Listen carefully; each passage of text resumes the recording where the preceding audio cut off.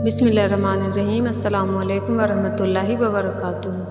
आज की वीडियो में हम बात करेंगे कि अल्लाह किस दिल में अपना ज़िक्र जारी रखता है।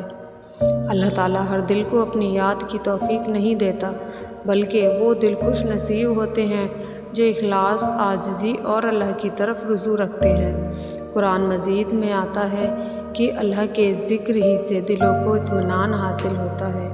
अल्लाह अपना ज़िक्र उन दिलों में जारी करता है जो गुनाहों पे नादिम होते हुए और तौबा कर लेते हैं। अल्लाह ऐसे दिलों को अपने ज़िक्र से गाफिल नहीं रखता जो आजिज़ी इख्तियार करते हैं और तकब्बुर से बचते रहते हैं। अल्लाह ऐसे दिलों में अपना ज़िक्र डालता है जो कुरान से मोहब्बत रखते हैं और उसे पढ़ते हैं और समझने की पूरी कोशिश करते रहते हैं, जो मुसीबत में भी अल्लाह को याद करते हैं और नेमत में भी अपने खुदा का शुक्र अदा करते हैं।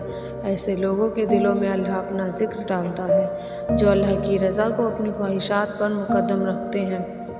जब अल्लाह किसी बंदे से मोहब्बत करता है तो उसकी ज़बान पर अपना ज़िक्र और दिल में अपनी याद डाल देता है। फिर वो बंदा बेइख्तियार सुबहान अल्लाह, अल्हम्दुलिल्लाह, अस्तगफिरुल्लाह, ला इलाहा इल्लल्लाह पढ़ने लगता है।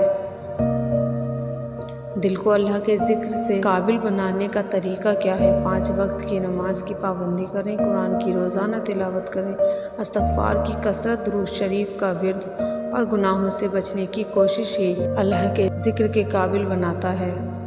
याद रखें, अल्लाह का ज़िक्र खुद एक बहुत बड़ी नेमत है। अगर आपके दिल में अल्लाह को याद करने की ख्वाहिश पैदा होती है तो ये इस बात की अलामत है कि अल्लाह आप पर अपनी ख़ास रहमत नाजिल फरमाना चाहता है।